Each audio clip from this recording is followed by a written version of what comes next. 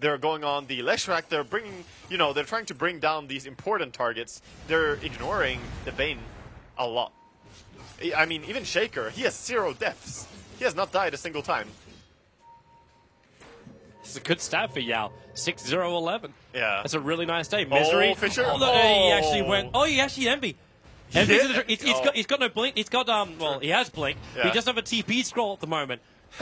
And they actually looking and for MMY is going to Bone7. find Bone7 in the tree line. And, well, where's your stun? There's a blink into the Totem Stomp. Bone7 called out. So With a many follow-up of disables. Shrek stun, he's going to go down. While Envy is now moving towards the There's a jungle. massive amount of space created in this. I mean, they chased them for so long. Clockwork, once again, dead for 35 seconds. But that just means Enemy's going to farm the enemy jungle. When they push down mid, he might even go and hijack the mid creep wave. Is this enough, though? Like, okay, so Envy's going to get big. He has no TP. He needs to. Yeah, he kind of needs to get Don't TP. C9 this.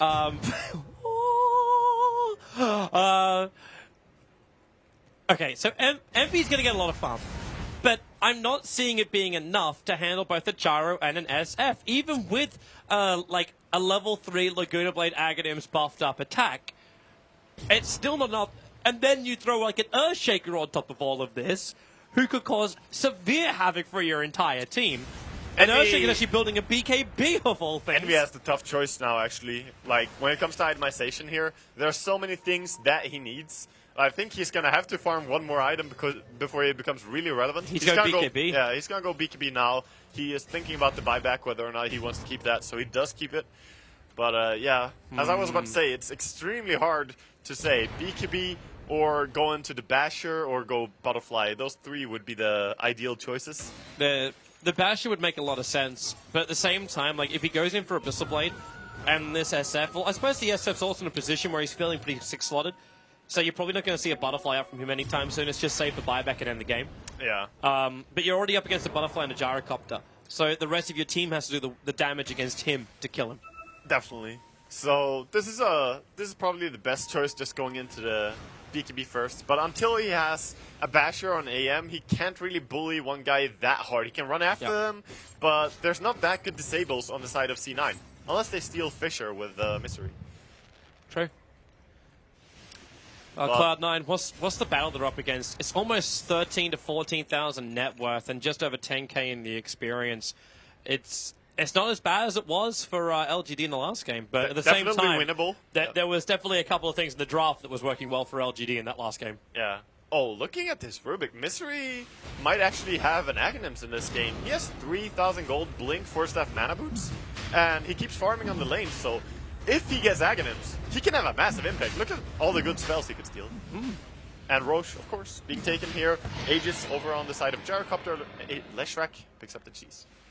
Leave the casual cloak back in the well, but don't worry, we've got Yummy coming out to pick it up. Yep. Our courier for LGD. Beautiful little boy. And Fada is just like digging some paths on the top side of the map, just cutting himself closer to the creeps and running around. Well, any kind of creep skip or pick off you can get, it's going to be worth it. Like, you'll see Zhao waiting the top, but now also maybe 2 hits. You've seen that crit going to work. Last Array won't do anything. Not after maybe gets the BKB off.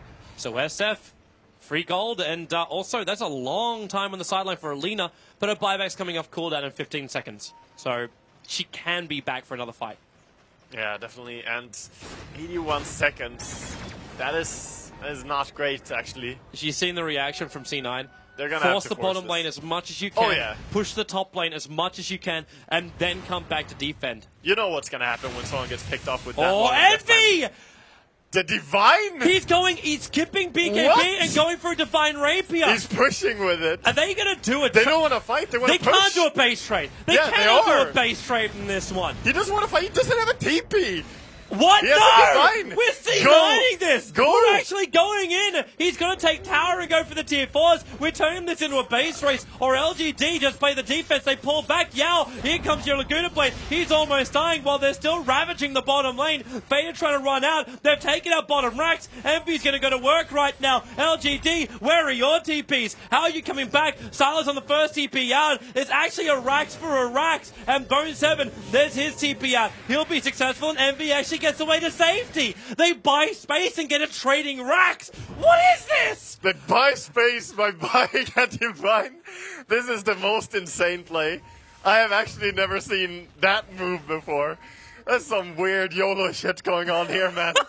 Okay, so he definitely needs to BKB as soon as possible now, because he's running something that he cannot lose. Yes. And when you're it's not sustainable. When you're 0, 4, and 0, split push is the name of the game, so he buys the Divine to do it. At that point, I think we also have to flag the fact that LGD, there was a surprise factor. LGD would not have said, yeah. Any mage bought a Divine Rapier. He's going to have some good damage when he pushes. What ended up happening was LGD, they push in, they take the racks, and then they just stop in the middle of nowhere going, wait, why are we losing our base so quickly? Yeah. Look back, he's got a Rapier. Who's got TPs? I think only like 3 of them actually had TPs at the time. Only the true C9 fans would have seen this one coming. Oh.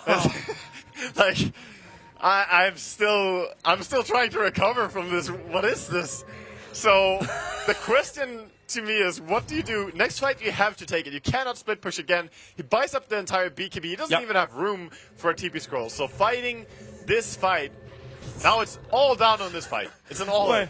Wait, so is it actually just down to the fight, or is it going to be... Well, you're right, because he doesn't have a TP scroll, so he can't just TP back. You can't go for the trade-off. Yep, this is it.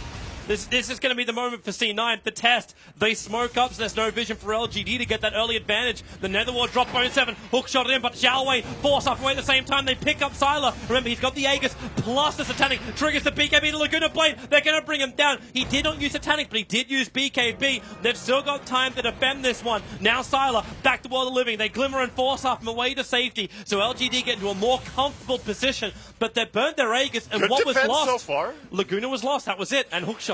Laguna, very low cooldown as well, 30 seconds, and that's going to be up again. So, LGD, do you want to keep pressuring here? They don't. They're actually backing off. And we have a Demon Edge on Gyrocopter. Are we going to see more Divines in this game? It's what? Okay, so in the first round of games, I'd say the first round being game 1 of all of the series, Knoxville came in and said 4 Divine Rapiers were purchased. 3 of them, actually, was it 3 of them or 2 of them were in our game?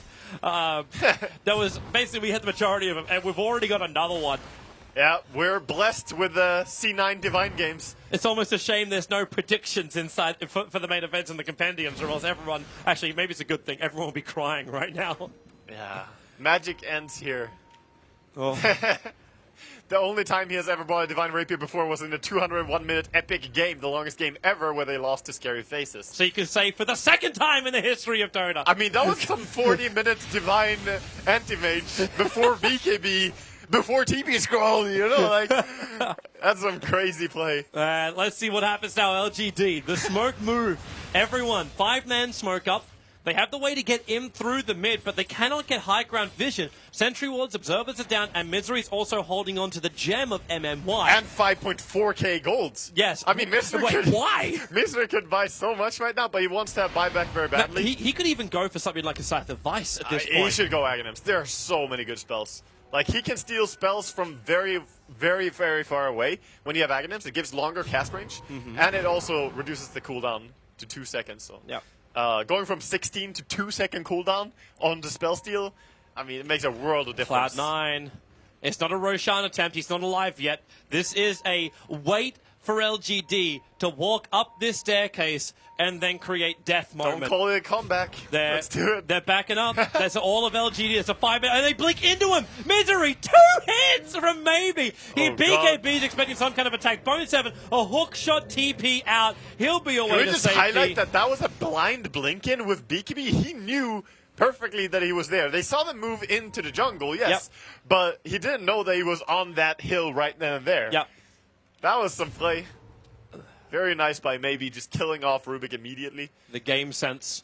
Yeah. Either that or it's lightning fast reflex, because he BKB'd the second he arrived on the hill. Yeah, exactly. So he may have just been whoop, straight away. Okay, so Envy. He's almost got buyback again. Yeah. But then again, does that even matter? I don't think it does when you got a rapier in his hands. No, not really. You don't save for buyback. If he can buy anything that makes him stronger, he would, but he doesn't want to really sell the Vladimirs, I think.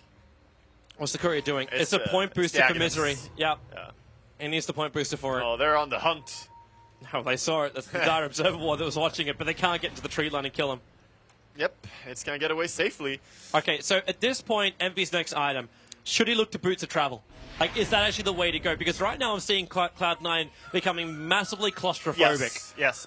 Like, Boots of Travel next would be the item here. However, you gotta keep in mind when split pushing, there are so many things that can pick you off. There's the Nightmare, Fiend's Grip, there's the Shaker, Stun from Fog of War, there's a Hex on Leshrac. Yep. Basically anything can catch you, so it's more travel so that you can push and still join your team. But not really, like, split push too much. Here comes LGD again, and not a single Observer Ward on the field for Cloud9, so they are blind while they farm. 9 and 29. LGD have not been able to close this game out. I want to give a lot of respect to C9 for still being in this game after the disastrous laning phase. Like, that's actually really impressive. Where are you going, Envy? Oh, He's they so... want to fight this. It's just... Who blinks up to him as they're walking down the hill? MMY actually already used, like... If you got a Divine, you got to show it off. You know? What? Nice pair of shoes? Yeah. Check out my bling. It's so nice. So they're just still defending, trying to play safe and play around, but they're still... C9 needs a big team fight before they can actually threaten high ground again. They got the sneaky racks. It won't happen again because LG now know about the Divine, know about how fast they can push. It's still going to be really difficult for this defense. If I actually check out right now the buybacks of C9, everyone but Clockwork has it. Oh, and Clockwork's only short by 300. Rubik. He's out of position. There goes your 3-hit from maybe to finish the job. Actually, it was Leshrac who took the last attack. SF got 2 crits in a row there. Admit? Yep. They jump in. There's your Fiend Strip. They hold Fader. Hookshot up, but it only connected on maybe with Fader. The BKB's helping him survive and even move back with the extra Glimmer Cape. They've committed quite a hefty amount of abilities. Now the Fissure, stolen by Misery. They're force-staffing him away as fast as they can. The Fable's still kicking in. And LGD... They're poking and prodding, looking for the opening, but cannot find it. That was a very nice save onto the Lina there by Bone7. He was